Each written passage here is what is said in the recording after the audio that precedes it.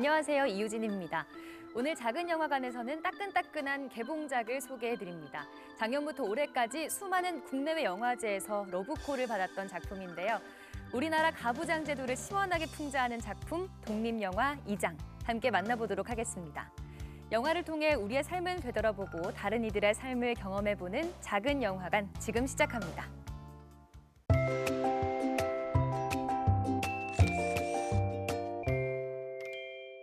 네, 개봉이 얼마 남지 않았습니다. 3월 5일 개봉을 앞둔 영화인데요. 독립영화 2장의 주역분들 모시고 이야기 나눠보겠습니다. 자, 먼저 2장의 감독님이십니다. 이제 대세 감독으로 우뚝 선 정승우 감독님 모셨습니다. 반갑습니다. 네, 안녕하세요. 네, 그리고 그때도 지금도 대세 배우죠. 광민규 배우님 모셨습니다. 네, 안녕하세요. 반갑습니다. 그리고 우리 작은 영화관의 대세죠. 손호빈 감독님 모셨습니다. 반갑습니다. 네, 반갑습니다.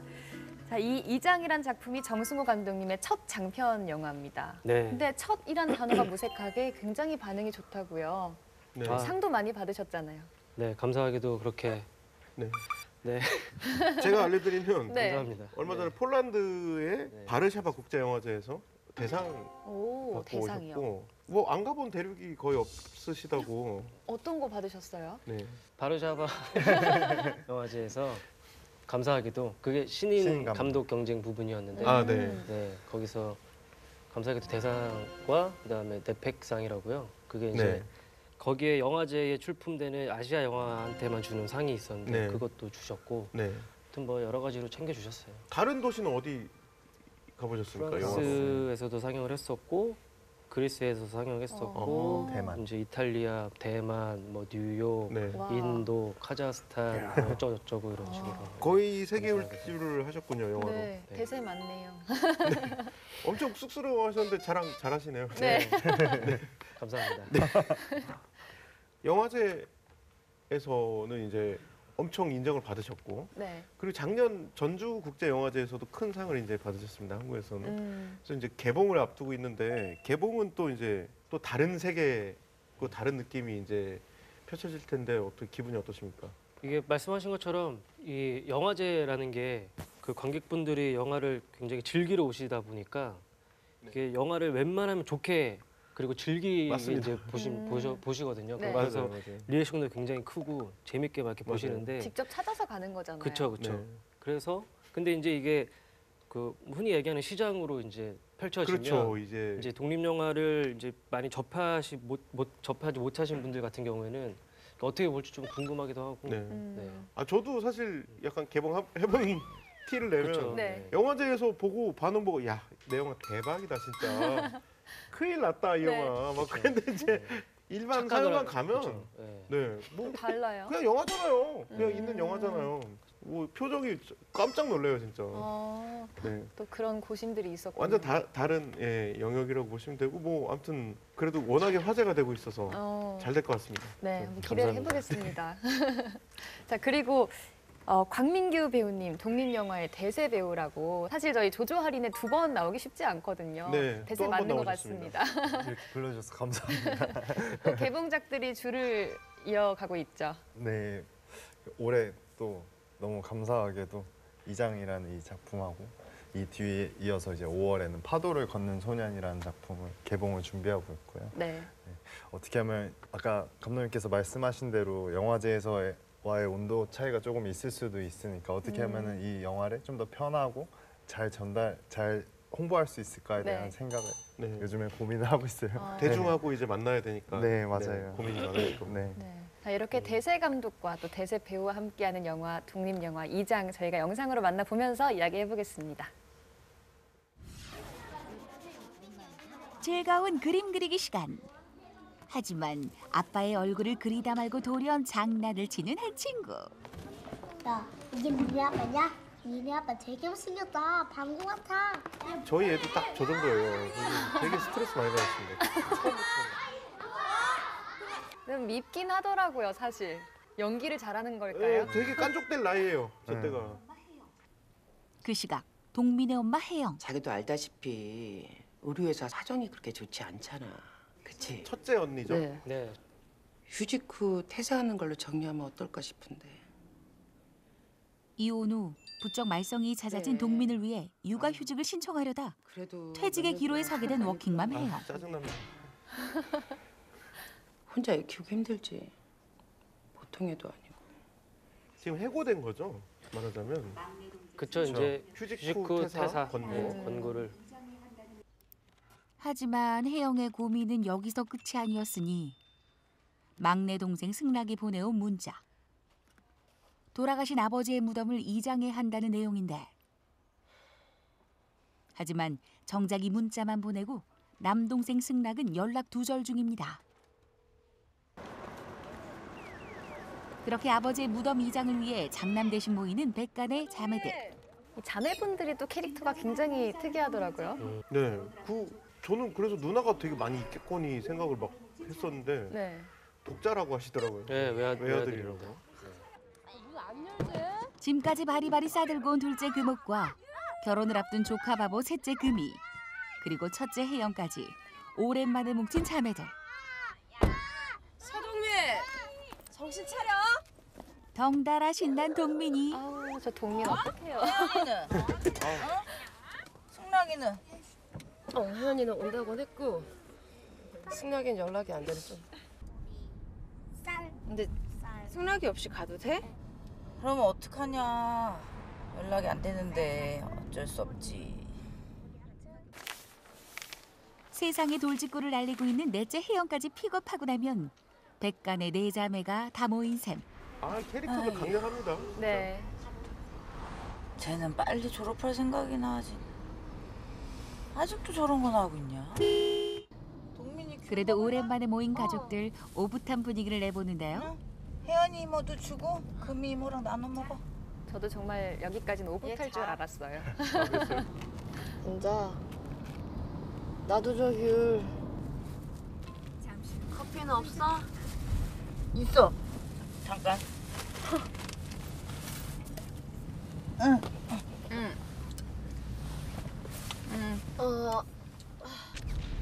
근데 큰아버지 댁으로 출발한 차 안. 슬쩍 셋째 금이가 말을 꺼냅니다. 아니다. 왜 뭔데?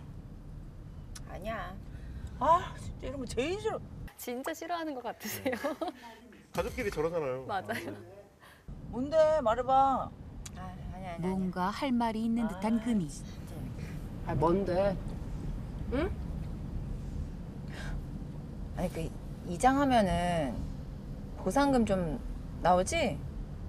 그거 뭐 얼마나 나왔는지 궁금해가지고. 보상금 중요하죠. 한 500 정도 나왔어. 여기? 아니 그거밖에 안 나왔어? 그럼 그거는 뭐 어떻게 할 생각이야? 저 다 돈이 필요한 상황이에요. 다 알고 보면 그렇죠. 네. 나눠야지. 한 명은 결혼을 앞두고 있고 저 맏언니는 해고됐고 맞아요. 곧 있을 결혼 문제 때문에 돈이 필요했던 금이. 하지만 언니의 단호한 반응에 기분이 상하고 맙니다. 그거 뭐 얼마 된다고 나눠? 금이 곧 결혼하니까 금이 다 주는 게 낫지 않아? 둘째는 부자더라고요. 그래도 그쵸. 네. 자기 남편이 부자인 거죠. 남편이 부자. 하지만 회사에서 잘리는 마당에 그 돈이 아쉬운 건 혜영도 마찬가지. 어색해져 버린 분위기에 서둘러 큰아버지 댁으로 향하는 네 자매. 니들 왔냐? 에이, 잘했다. 우리 동민이가 어딨대? 안녕하세요. 그래요. 동민아. 역시 손주바라기 어르신들 동민이부터 찾는데요. 어이, 우리 동민이는 안집도 한밤중이네. 저게 수면제를 먹인 거죠? 이게 아닌가? 그쵸. 그 신경 안정제라고 해야 될까요? 아, 네. ADHD라고 이제 설정을 했는데 네. 그게 이제 반겨주는 큰어머니와 달리 큰아버지의 표정은 마뜩치 않습니다. 승락이가 안 보이네.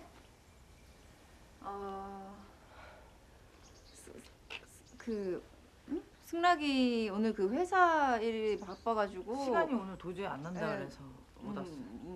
네, 승락이가 광민규 막- 배우님이 네, 연기한 맞아요. 막내 아들이 안 왔어요. 네, 장손. 승락의 잠적 사실을 알리지 못하는 네 자매. 장남도 없이 우동을 파냐? 당장 데려와! 자식 다 왔는데 우린 자식 아니에요? 우리도 자식인데? 우리 자식이에요, 큰아빠. 아슬아슬해요, 그렇죠? 이런 장면들. 아니, 우리 왔으면 됐지. 걔 하나 없다고 뭐 크게 달라져요? 아이고 야가지고. 여기 작년 왔네, 작년. 혜연아. 아, 뭐야, 이 상황은 이해할 수가 없잖아. 어? 아, 그리고 우리 아빠잖아요. 우리 아빠 우리끼리 알아서 하겠다는 건데 왜 그러세요? 나도 왜 네? 그래, 진짜. 아, 뭐가? 아, 그만해. 그리고 회사는 무슨 회사야? 개뿔이 회사냐? 그러니까 장손이 안 와서 뭐 서운해하실 수는 있는데 태도가 너무 과격하신 게 아닌가. 물론 저기 혜연 누나도 좀 과격했고. 어떻게 보면 다 닮았어요. 네, 가족들이. 다 한 성깔들이 있죠. 성깔 있는데 또 뭐 완전 선을 넘냐 하면 또 그러지는 또 않는 면이 있고. 가부장적인 큰아버지 호통에 승락을 찾아 집을 나온 네 자매. 하지만 승락의 행적을 아는 이가 없습니다. 이제 어떡해? 진짜 찾으러 가? 야, 그 인간 죽어서까지 사람 피곤하게 만드네. 아니 승락이랑 연락되는 사람 있어?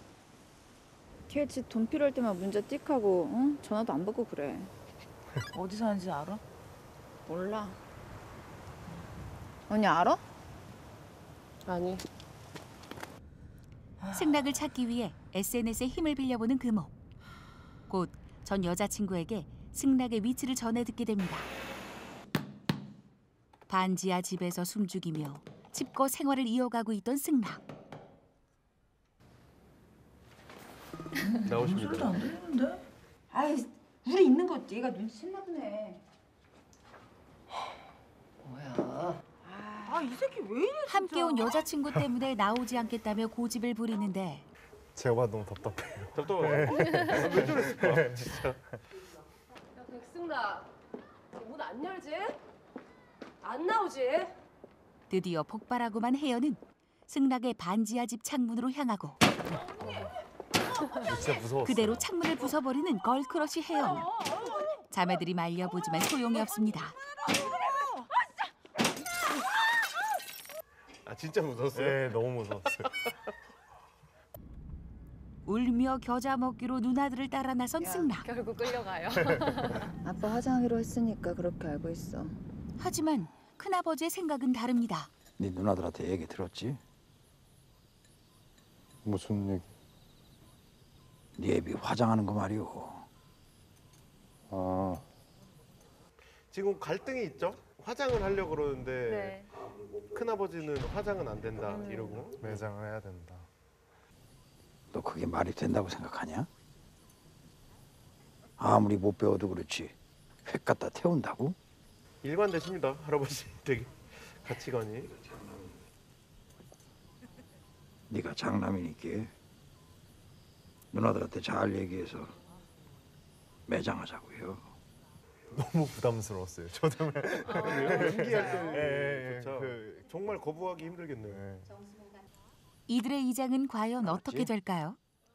여전히 우리 사회에 남아있는 가부장 제도를 꼬집은 영화. 정승호 감독의 영화 이장이었습니다. 이 뒤는 안 나오는군요. 이 뒤가 재밌는데. 아, 그렇죠. 이제 시작이죠. 네. 그건 영화관에서 또 확인해야죠. 네. 근데 참 보면서 막 재미는 있는데 얼마나 답답했는지 몰라요. 한몫하셨고요. 저는 이 영화를 혼자 막 그 장르를 만들었어요. 스트레스 로드무비. 막 그래서 스트레스 엄청 받으면서 왜냐면 이제 정말 리얼하게 나오거든요. 네. 이 가족 간에 막 그 자매 간에 짜증나는 갈등들이 막 나오는데 그럼에도 즐기면서 봤던 좀 땀 흘리면서 먹는 매운 음식 같은 맞아요. 매력이 있습니다. 매운 떡볶이 느낌. 사실 제 세대 때는 이렇게 가부장제의 영향을 그렇게 많이 받진 않았던 것 같아요. 그렇죠. 상대적으로 네. 신세대시죠? 그렇죠. 아, 나름 우리 중에? 신세대죠. 근데 저는 이제 여동생이랑 제가 2명이 있는데 뭐 아들 하나 더 안 낳냐 이런 얘기는 많이 들으셨던 것 같아요. 어머니께서. 네. 근데 저는 이제 직접적으로 와닿았던 건 뭐 제사 때나 장례식 때 좀 느꼈던 것 같고. 예를 들면 절을 안 해도 되고 막 이렇지 않나요? 맞아요. 맞아요.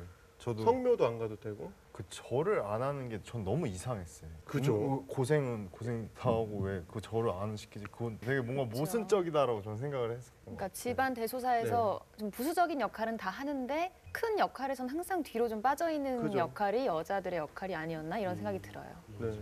이 영화도 이제 그 가부장적인 제도, 이 뭐 이장, 뭐 음. 매장, 화장, 뭐 조상을 묘시는 이런 가부장적인 문화 속에서 네. 이제 가족들이 그걸 직면하면서 갈등을 벌이게 되는 그런 맞아요. 영화입니다. 네. 근데 이런 가족 영화를 다루기에는 감독님이 굉장히 좀 젊어 보이시기도 한데 네. 실제로 직접 겪은 이야기예요? 겪은 이야기일 수도 있는데 네. 제가 아까 이제 민규 배우님이 말씀하셨던 것처럼 저희 집도 어렸을 때 제사를 지냈어요. 제사 준비는 이제 여자들이 다 하고 네. 네. 이제 제주랑 절을 드릴 때는 병풍처럼 서 있잖아요. 근데 네. 제가 그때 아버지한테 여쭤봤어요. 네. 왜 아까 얘기했던 것처럼 고모랑 네. 누나들이 왜 네. 절을 하지 않느냐 음. 그랬더니 여자니까 안 하는 거야 이런 이제 얘기를 했었어요. 네, 네, 네. 근데 이게 좀 이상하다고 생각이 들었는데 네. 좀 이상하잖아요. 이게 이상하죠. 저기 나온 대사 생각하면 그쵸, 나도 예. 자식이야. 맞아요. 그러니까요. 그래서 데리고 와. 아니 근데 우린 자식 아니에요? 우리도 자식인데? 우리 자식이에요, 큰아빠. 에? 혜연아, 아니 우리 왔으면 됐지. 걔 하나 없다고 뭐 크게 달라져요? 아이고 야가지. 여기 작년 왔네 작년.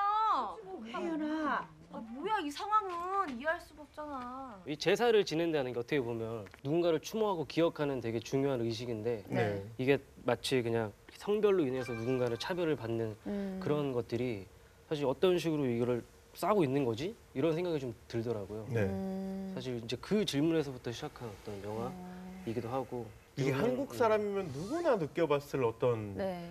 아이러니, 모순 이런 거에서 시작이 되셨군요. 그렇죠. 어떻게 보면 되게 사소한 걸 수도 있지만 가장 네. 깊숙하게 뿌리 깊게 있는 어떤 그 맞습니다. 가부장제의 모순이잖아요. 사실. 일상적으로 느끼는 그렇죠. 모순인 것 같습니다.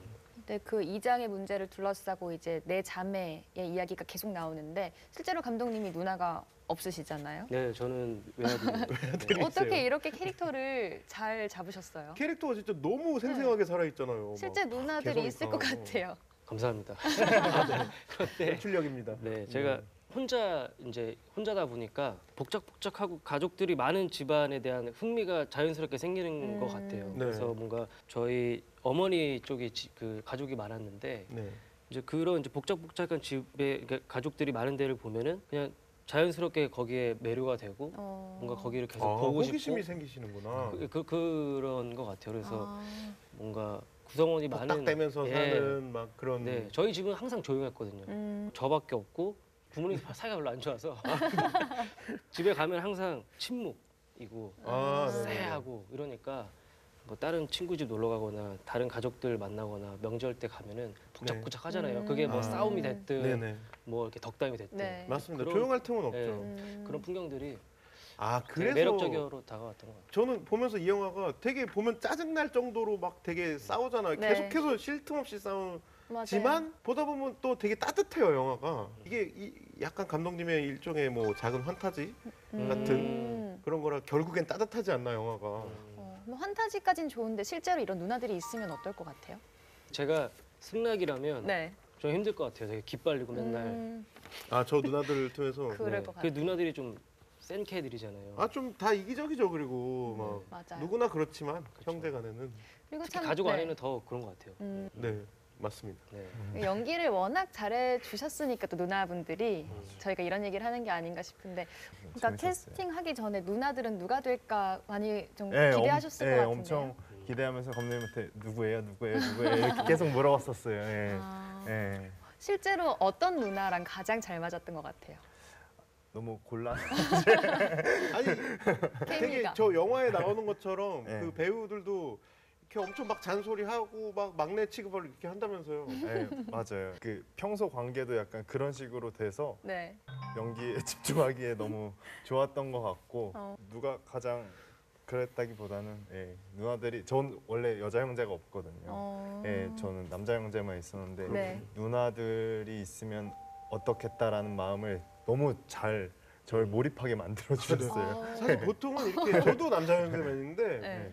약간 그 어떤 동경이에요. 누나 있고 이런 친구들은 나 되게 부러웠거든요. 야, 네, 누나 맞아요. 있으면, 야 누나가 막 뭐 맛있는 것도 해주고 너무 부럽다. 어렸을 때 저는 제 그랬거든요. 누나 있는 친구들이 너무 부러웠던 네. 게 네. 막 옷 같은 거를 잘 입혀줘. 아. 형은 때리기만 하거든요. 형은 진짜 없잖아요 그런 게. 맞아요. 근데 이 영화 보신 분들은 누나 있어도 좀 그렇죠. 별로. 살벌하고 보니까 누나도 장난 아니구나. 네, 무섭구나. 네. 엄청 또 맞기도 하시고. 네, 맞아요. 정말 신나게 많았어요. 그리고 이 영화가요, 되게 차 안 장면들이 많아요. 거의 대다수잖아요. 그렇게 네. 뭐 이유를 두신 것도 있을까요? 보통 차 안에서 이 사담들이 많이 그렇죠. 나오더라고요. 네. 그래서 근데 이제 이게 협소한 공간에서 이게 말과 말이 좀 부딪히다 보면은 그 감정이 막 삐져 나오는데 네. 그 감정들이 또 이제 폐쇄적인 공간이다 보니까 더 막 증폭이 되는 느낌이 좀 있더라고요. 그런 공간이죠. 그렇죠. 게다가 네. 약간 운전 이렇게 위험하기도 하기 때문에 맞아요. 긴장도가 좀 네. 기본적으로 있고. 네. 그렇죠. 그리고 또 그럴 수- 이게 달리는 차 안이라는 이 공간 자체가 어떻게 네. 보면 이게 달리고 있으니까 서로 막 이렇게 싸우고 막 서로 헐뜯고 네. 혹은 뭐 이래도 화가 나도 내릴 수가 없잖아요. 그래서 어떤 그런 그 장면 외피를 있잖아요. 좀 둘러싼 잠깐 것 같고. 세우라고 막 그쵸, 그러잖아요. 그쵸, 그쵸, 그쵸. 저기 넷째가 그렇죠. 맞아요. 잠깐 세우라고. 맞아요, 맞아요. 내리는. 얼마나 답답하면. 네. 조용히 해라. 야, 너 화나지도 않냐? 어? 나 서울 올라가면 바로 내리죠. 나 절대 안 와. 자동차란 게 네. 되게 가족이랑 비슷한 것 같아요. 얘기하면서 이게 내리고 싶어도 못 내리잖아요. 가족도. 맞네요. 막 그 짜증 다 들어야 되고. 표정에서 드러나요. 아, 저도 얼마 전에 제사 갔다 와갖고 막 저마다 막 다 사연이 있고 맞아요. 뭐 사랑하지만 되게 맨날 짜증 나고 이런 거가 되게 저 좁은 자동차 안과 비슷하다.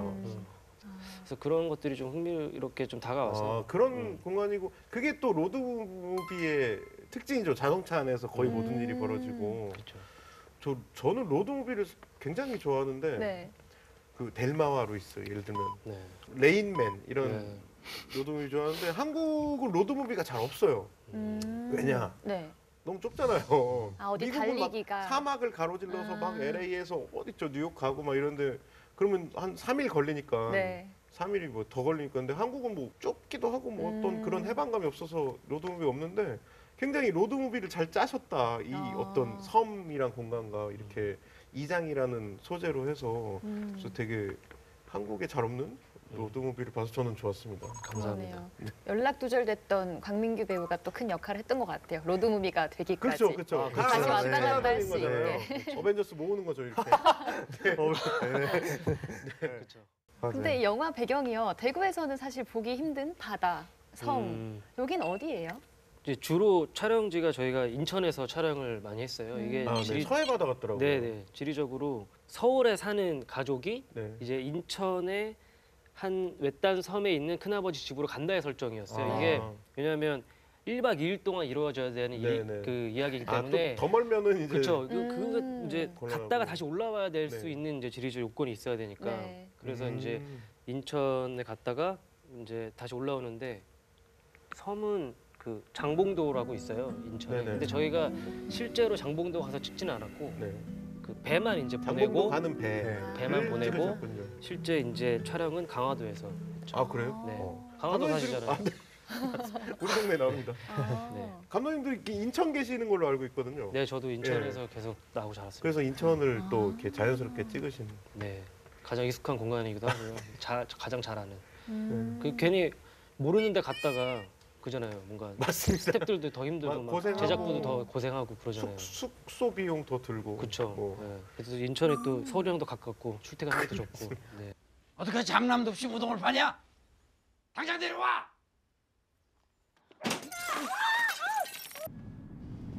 아빠 화장하기로 했으니까 그렇게 알고 있어.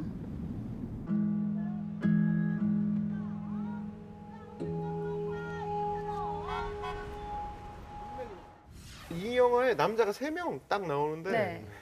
공교롭게 3대예요. 그렇죠. 주로 여자들이 막 친받고 뭐 하는데 남자 딱 3명 나오는데 큰아버지 네. 아까 했던 큰아버지랑 승락 네. 그 뭐라 그러죠?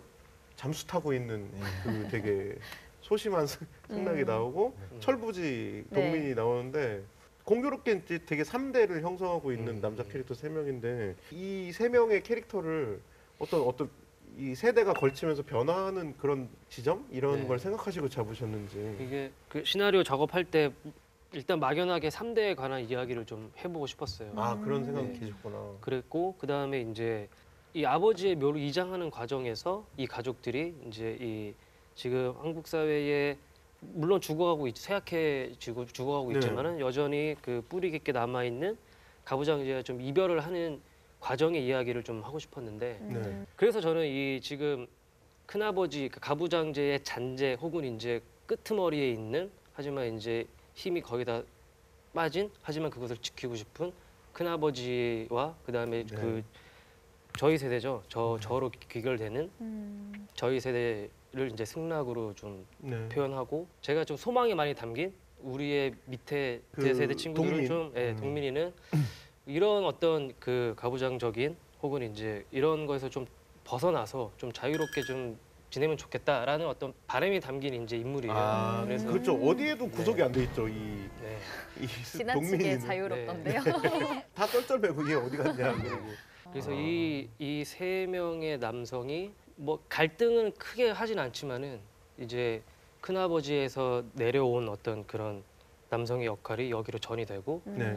여기가 전이 된 이 강민규가 승락이 전이 됐던 것이 이제 서로 그러니까 큰아버지한테 뭔가를 하지는 못하지만 소심합니다. 저희 세대의 특징이잖아요. 굉장히 어떻게 소심합니다. 보면은 네. 그러니까 뭔가 혜연처럼 말처럼 그 네. 영화에서 혜연처럼 막 우린 자식 아니야. 네. 우리 왜 장난만 아들이니까 장난만 네, 네. 자식이냐 이렇게 얘기를 하지는 못하는 거죠. 뭔가 네. 뭐 하는 사람들도 있겠지만은 대부분의 이제 저도 그렇고 사실 저도 잘 말 저도 못하거든요. 그렇습니다. 뭔가 이제 어르신들 저희 큰아빠나 좀 남자 어른 보면은 되게 좀 괜히 주눅 들고 괜히 뭐 이렇게 좀 쭈그러져 있고 막 이런 그냥 것들이 이게 빨리 끝나길 기다리고 그쵸. 이제 뭐 네. 이제 그냥 시키는 대로 하고 이런 네. 것들이 사실 되게 좀 뭔가 내 회피하죠. 예, 회피. 그러고 난 뒤에 제 모습을 보면 또 초라하고 뭔가 네. 내가 왜 그랬지 한심하기도 하고 이제 이런 것들이 좀 많이 반영되는데 그것에서 좀 벗어나야 되지 않느냐 네. 그거의 이제 발현으로 저는 동민이란 캐릭터가 좀 이 아, 3대에 걸쳐서 뭔가 표현이 되는 아 어떨까. 동민이가 좀 과하게 자유롭잖아요. 그런 게 이유가 그리고 동민은 항상 벗어나요. 그 영역을 벗어나더라고요. 맞아요. 항상 그 고속도로에서도 그렇고 음. 그게 되게 어떤 감독의 마음이 들어가 있었네요. 벗어나고 싶은. 네. 그러면 그 중간에 낀 역할을 하셨던 승락의 입장에서는 좀 이런 이미 만연한 가부장제와 좀 안녕할 수 있을 것 같으셨어요? 드라마 속에서, 영화 속에서. 아까 감독님 말씀하셨듯이 승락이도 본인이 이 가부장제에 대한 그 모순적인 지점들을 너무나 잘 알고 있는데 제 승락이를 연기를 하면서 네. 약간 회피라는 그 감정에 엄청 회피합니다. 전화를 뭐 며칠 동안 받지를 않아요. 네. 답답해요. 회피해서 이제 직면으로 넘어가는 그 과정을 다룬 이야기인 것 같아요. 네. 이게 뭐 남녀를 떠나서 네. 이장 때문에 네. 모든 가족이 회피했던 어떤 문제를 다 음. 모두가 직면해야 되는 그런 이야기였습니다. 맞습니다. 감독님 좋네요. 정말 네. 재밌네요. 생각해 보니. 그러네요. 모두가 회피했는데 네. 직면한다. 이거 좋네요. 저 나중에 어디 가서 홍보 멘트 쓰십시오. 감독님이 그리고 네. 이런 가족사 혹은 가족에 대한 이야기를 꾸준히 하셨어요. 그 단편 영화 네. 새들이 돌아오는 시간 뭐 여기서부터 해서 계속 가족 얘기만 하십니다, 사실. 그래서 그런 관심의 이유가 있으신지. 그러니까 제가 시나리오 작업을 할 때 가족 이야기를 써야겠다라고 이제 그 작정을 하고 이제 쓴 적은 없는데 네. 이 그렇죠. 말씀하셨던 것처럼 그 단편 작업들 때부터 이제 하다 보니까 이제 가족 이야기가 됐어요. 이장도 그거 마찬가지였고 그래서 곰곰이 생각을 해봤어요. 내가 왜 쓰는 이야기들이 다 가족 이야기가 될까 하고 생각을 해봤더니 저의 가족에 대한 어떤 결핍에서부터 시작되지 않았나라는 생각이 들었어요. 저희 가족은 제가 어렸을 때 이제 금방 해체가 됐는데 사실 이 해체의 순간에 저한테 좀 깊게 저도 모르게 각인이 됐던 것 같아요. 그러면서 이게 저의 가족에 대한 반추와 그리고 타인의 가족에 대한 호기심이 좀 영화적으로 확장되면서 이런 작업이 계속 이어지는 게 아닐까 이런 생각을 좀 해봤습니다. 근데 그렇게 보면은 우리는 가족주의라고 할 수 있다면 외국은 개인주의가 더 많다 이렇게 알려져 있잖아요. 네. 외국에서의 반응은 어땠을지 네, 궁금해요. 많이 다니셨으니까. 이게 어떻게 보면 되게 문화적으로도 다르고 네. 그다음에 언어도 다르지만 네. 막상 영화를 이제 상영하고 나니까 그 한국 분들이 영화를 본 것 과 비슷한 반응을 보이셨어요. 그래서 되게 네. 되게 신기한 경험이었거든요.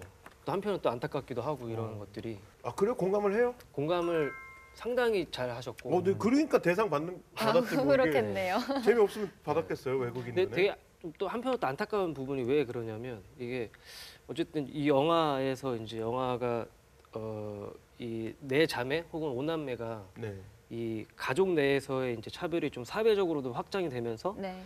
이게 자기가 받았던 어떤 차별을 근간으로 하고 있는데 이 네. 연기나 감정들이 이것을 이제 그 해외 영화제에서 본 분들이 특히 여성 관객분들이 이것을 공감을 좀 많이 하셔가지고 그래요? 아 이게 저 유럽 사람들도 그래요? 별반 다르지 않구나. 이 한국 사회의 어떤 위치와 상황이 뭐 약간의 온도 차이는 있겠지만 그쪽도 네. 비슷하구나 이 상황이나 이런 것들이. 그래서 뭐 미국 신기하기도 영화 했지만 보면 또 왠지 막 쿨, 막 되게 쿨하잖아 이렇게.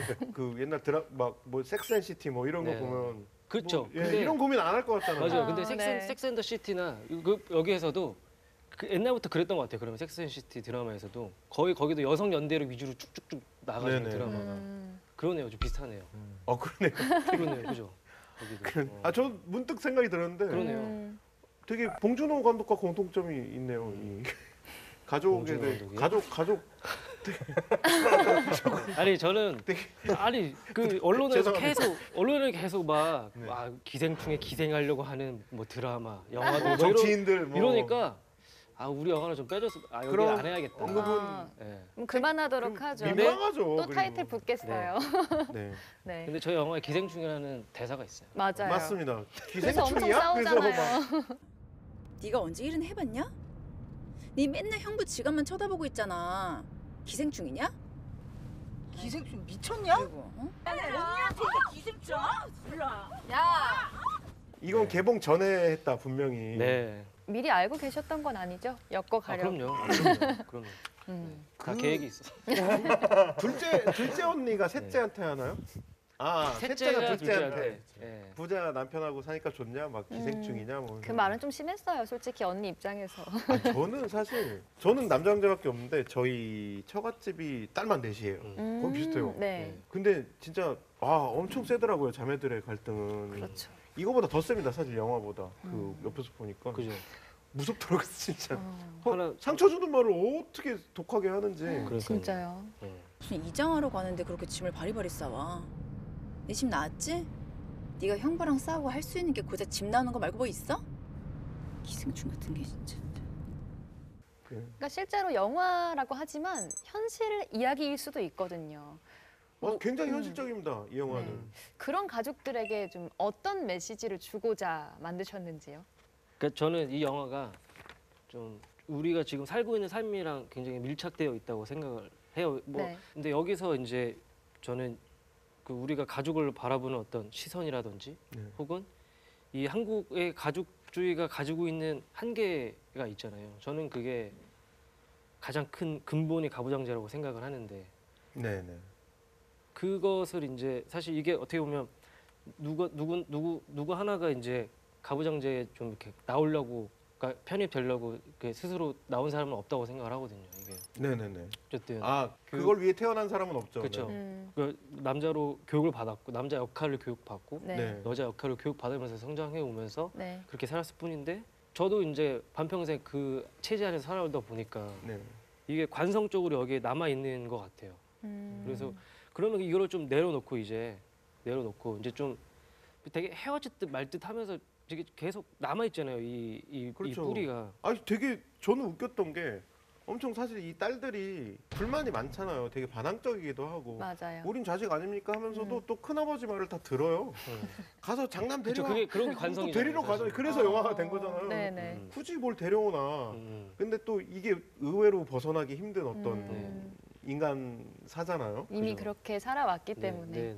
그래서 그런 거랑 이제 좀 정말 작별하고 안녕하고 네. 좀 새로운 형태의 좀 동민처럼. 네, 그쵸. 새로운 형태의 좀 공존을 좀 모색하는 어떤 네. 그런 가족 형태를 우리가 이제 생각해봐야 되지 않을까. 이런 좀 질문을 던지는 영화가 네. 되기를 그런 바랬어요. 질문을 되게 유쾌하게 던진 것 같습니다. 맞습니다. 너무 진지하면 이런 영화는 제가 볼 때 굉장히 우울해질 수 있는데 네. 굉장히 유쾌하게 그 난장판이랄까? 맞아요.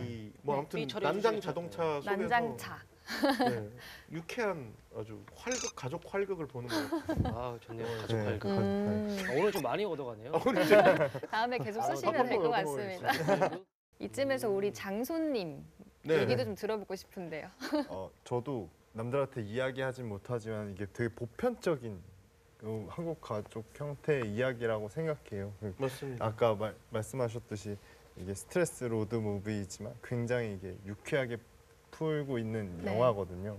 그래서 되게 재밌게 사랑하는 사람이나 이제 가족들이랑 보기에 너무 좋은 영화일 것 같아서 관객분들이 영화관에 많이 오셨으면 좋겠습니다. 홍보로. 감독님도 홍보 한번 주세요. 홍보 타임 네. 드리겠습니다. 저희 영화 3월 5일 날 개봉하고요. 이 영화는 정말 그 혼자 보는 것보다는 네. 그 가족분들과 함께 싸우지 않을까요? 가족이 가면? 아니요. 가족분들과 보면은 이야기할 거리 되게 많을 것 같아요. 그리고 막 매장 한이 하잖아요. 그러긴 뭐 이런 얘기도 하면서 네, 얼마니 뭐. 네. 그리고 또 이게 또 친구랑 네. 또 연인끼리 봐도 좋을 것 같아요. 그러니까 아, 남녀노소 다 이거 같이 사실은 한국인이라면 그럼요. 누구나 공감할 사실 맞아요. 소재라서요. 2명 이상 보면 같이 좋을 것 와서. 같아요. 우르르 와서 봐라 이런 네, 의미시죠? 어머니 모시고 오거나 네. 여자친구, 남자친구 같이 가거나 맞아요. 그랬으면 5명, 좋겠습니다. 고모랑 같이 가거나 5명 이상, 5명 이상 20명 이하. 네 단체 관람을 되게 좋을 것 같아요. 보시기 바랍니다. 네. 종갓집에 추천합니다. 종갓집에. 종갓집 특히. 식구들 다 같이. 네, 종갓집. 타이틀 굉장히 네. 좋은데요. 종갓집에 추천하는 한국인이라면 모두가 공감할 수 있는 영화 2장. 이거 마케팅 팀에서 이거 훔쳐갈 것 같은데요. 이 멘트까지 다 따주실 감사합니다. 수 있겠네요. 종갓집에서 네. 좋은데요. 한번 제가 이거 진짜 좋은 것 같아요. 많이 얻어가시네요. 그리고 저는 마지막 한마디 강조하고 싶은 거는 되게 이런 막 난장판 속에서도 되게 따뜻해서 영화가 그렇게 마냥 막 우리가 오해할 수가 있잖아요. 막 너무 막 거친 영화 아니야. 근데 되게 감독님의 시선이 따뜻합니다, 영화가. 맞습니다. 우리 사회 속에 여전히 남아있는 이 가부장제를 콕 집으면서도 또 유쾌하게 풀어내는 영화 2장과 오늘 함께 했는데요. 자세한 얘기는 극장에서 직접 확인하시는 게 더 재밌을 것 같습니다. 어쩌면 여러분들의 이야기일 수 있는 작은 영화관 오늘은 여기서 마치겠습니다. 감사합니다. 고맙습니다. 고맙습니다.